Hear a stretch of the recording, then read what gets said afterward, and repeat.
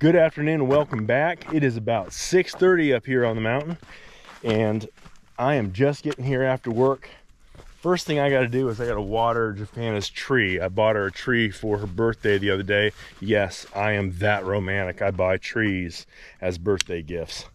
And then I'm going to see if I can do something about the problem that she's having with the Ventrac. So Jafana's been having an issue with fuel. At least that's what I think it is. You'll run this thing for a little bit and it'll stall out. Basically it starts up, no problem, runs for about 5 minutes, sputters, and dies. Now there are some other things it could be, but that is the most likely thing given those symptoms. So the first rule of troubleshooting is start with the simple and move to the complicated. And I threw this question out there and asked a few people what they thought it might be. Had some people say make sure that the little fuel cutoff valve is all the way open. And it appears to be all the way in the open position. The first time this happened a few weeks ago, I thought that maybe the gas was bad or we had some wet gas.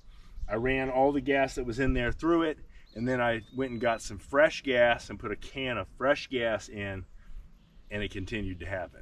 The first thing, since I want to go with the easiest solutions, is to change the fuel filter. My guess is that fuel filter is probably new. It probably got changed by the dealer. There's a nice stick in here. There's also a lot of crap in there that I can clean out while I've got that cover off.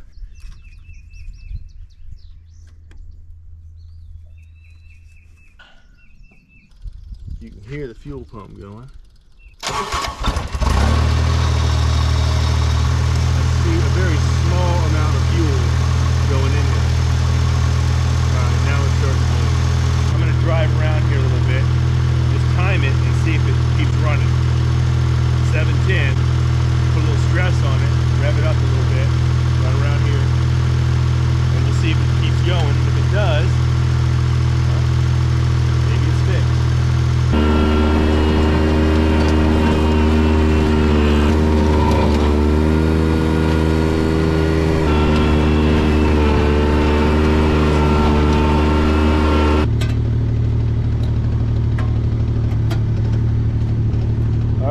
Still going, so we've been at it for almost 25 minutes. I'm gonna call it fixed unless it shows me that it's not.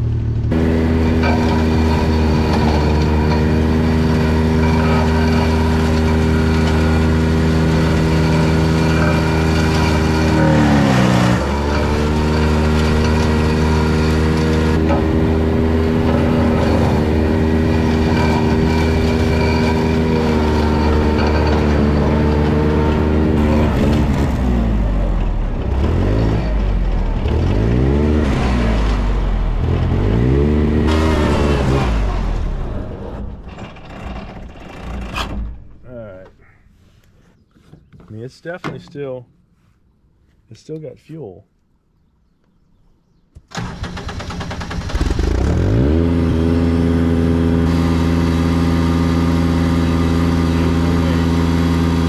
So I ran for nearly an hour before I had any kind of an issue.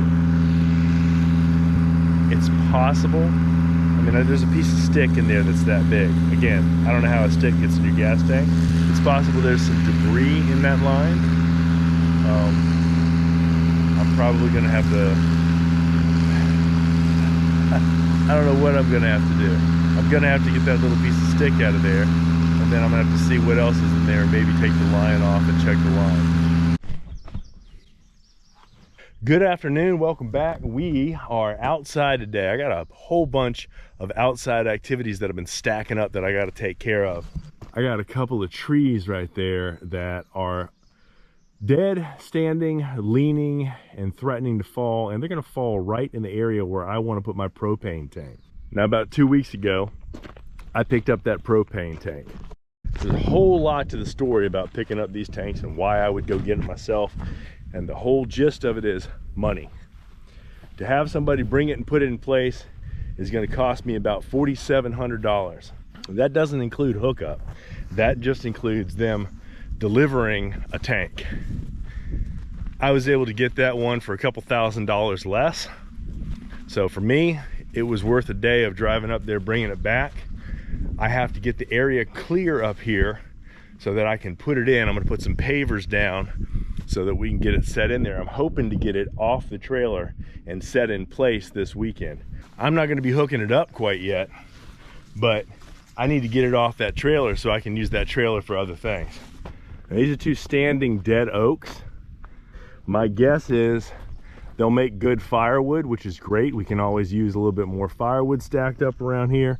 The problem I've got, I know they're not long enough to threaten to hit the house, but when you drop a tree like that, especially with some dead wood at the top of it, when it hits, it throws branches. And it could easily throw some branches through a window. It leans basically this direction, kind of catty corner to the house. And I'm hoping I can drop it enough that way that I don't have to worry about it hitting the house. If I want to cut those trees down, I have to be able to reach them and maneuver around them. I was hoping the Ventrac would run long enough to cut that brush down for me.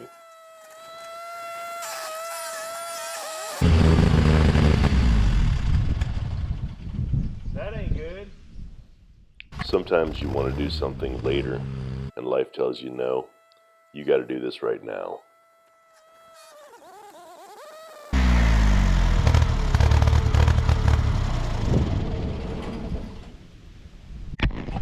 Well, doing a little troubleshooting here. I took the old fuel filter, the one that I took off of here 2 days ago, and I cut it apart with a razor knife just to get a look at it. And there's a little bit of grit on the inside there, but basically this thing is like new. So it's not clogged.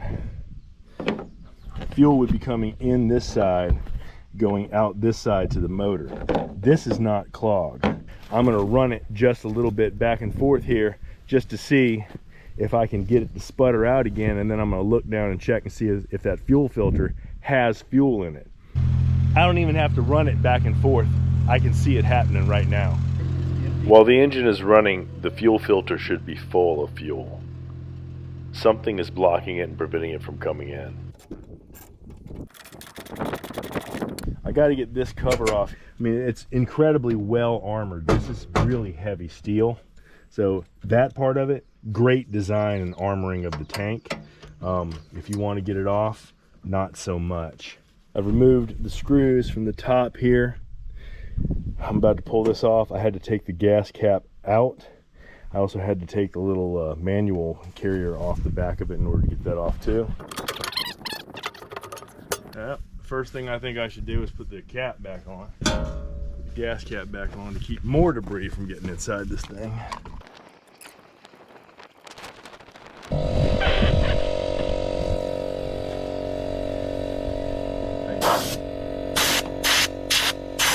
So this doesn't work the way I thought it worked. I thought it was gravity fed, that there was a tube on the bottom of the tank that went out of this thing and drained the fuel down into fuel filter and fuel line.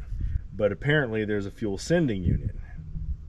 So it pumps fuel out and down, would be my guess. I'm looking at the parts diagram and I don't see anything about something on the bottom of it. Disconnect this fuel line from here, but well, look at that. So if you look, all right, this should be the unit, the line that feeds the fuel, right?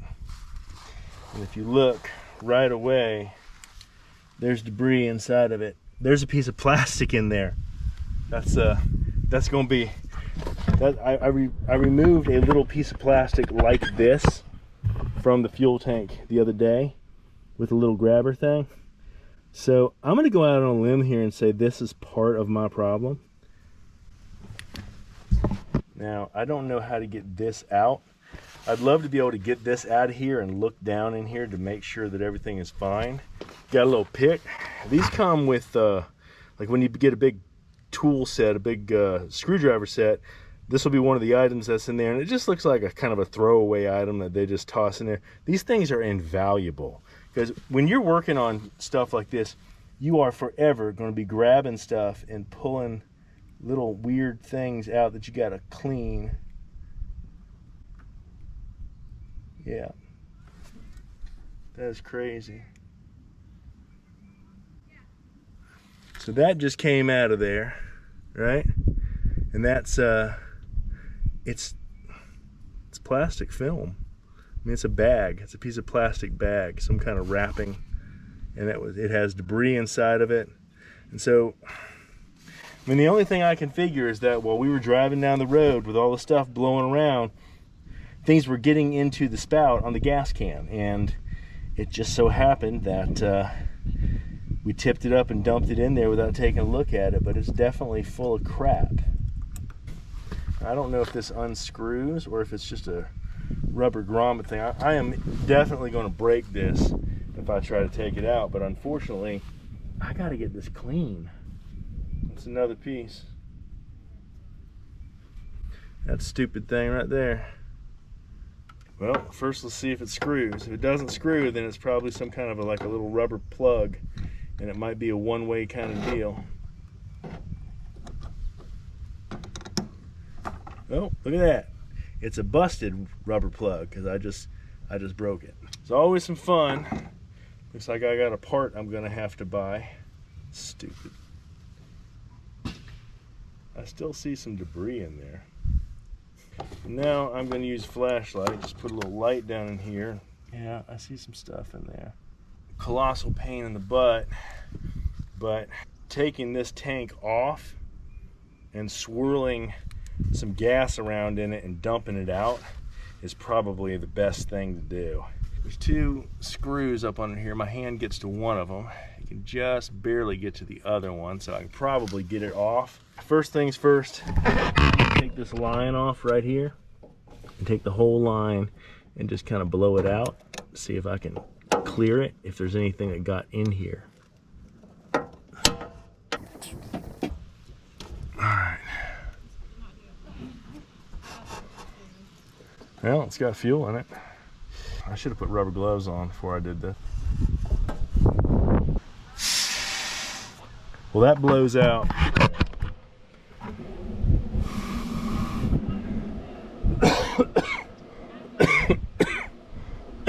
It's me coughing from the pollen. My lungs are ate up. But this does not appear to be clogged. I blow air out of this with no problem. Yeah, this is fine. Tastes terrible. Ooh, gas tastes bad. Okay. That was, actually, that might just be the salt on my hands. I can't tell what it is, but it tastes bad.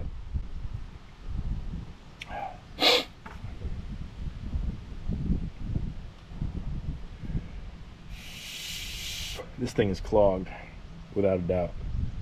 Can I get this hose piece off of here? Yep, it's coming. See, there we go.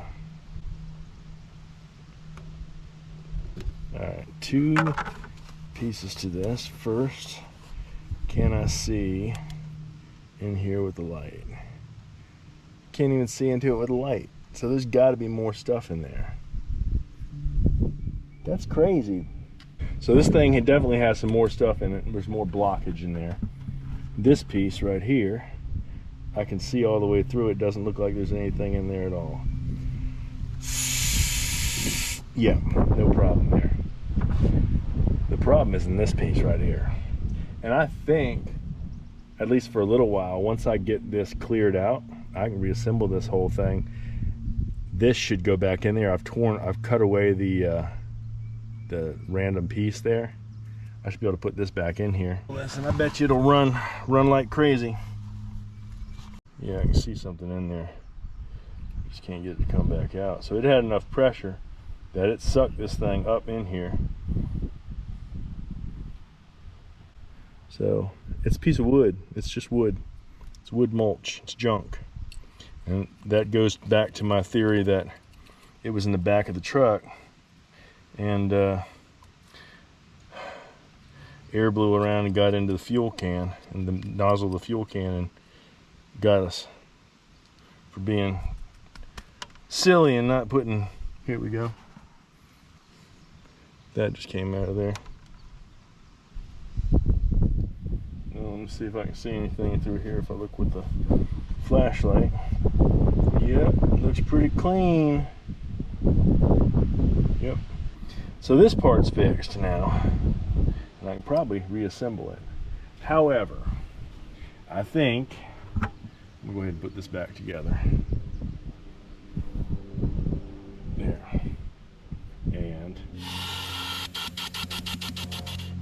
So good airflow there. Next piece. Oh, that hurt my finger. Oh, I got myself good. That was foolish.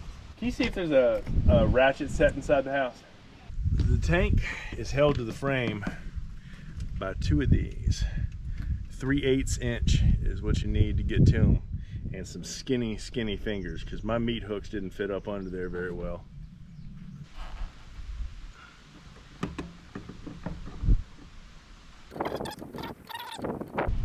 I disconnected the battery just to be safe.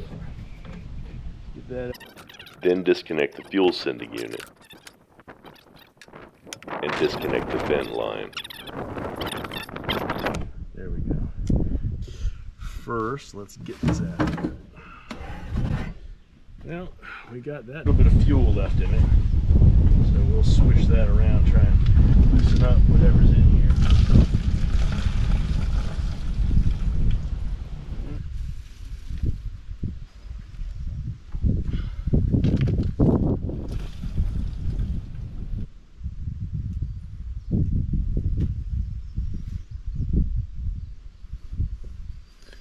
Like a little piece of rubber. I'm not sure you can see on camera, but there is a fair amount of junk in there. And that was all in my fuel tank. And also, the first thing I pulled out of there, I dropped in the dirt. I don't know where that is, but that big piece of plastic that was clogging it. So I'm crossing my fingers that that's all that's wrong with this thing. I'm going to go ahead and pull the rest of the fuel line all the way up to the filter, check everything to make sure that it's all good, then reassemble it and put this all back together.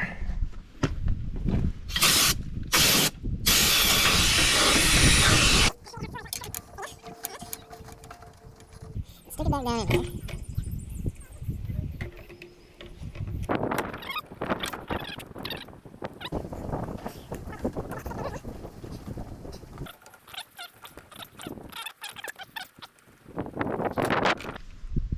As hot as a match. Move this right back over here.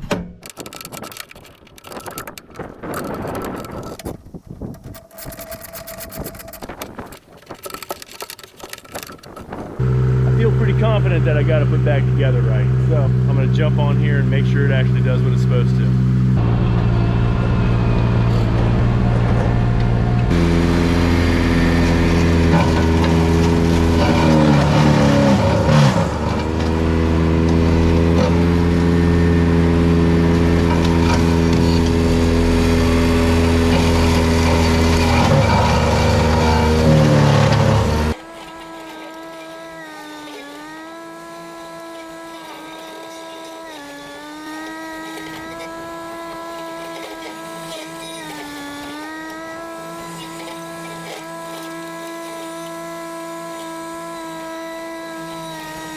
Well, I believe I have it fixed. I ate up most of the day getting this thing back operational, so I'm not going to mess with that tree today.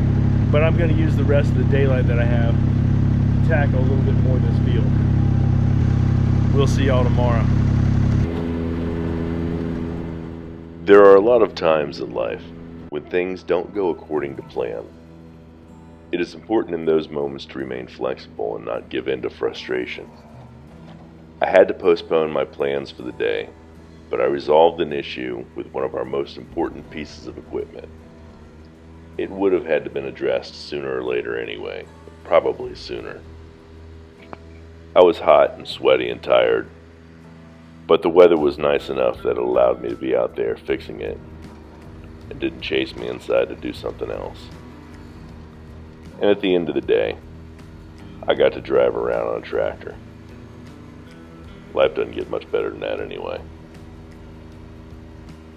Thanks for coming by.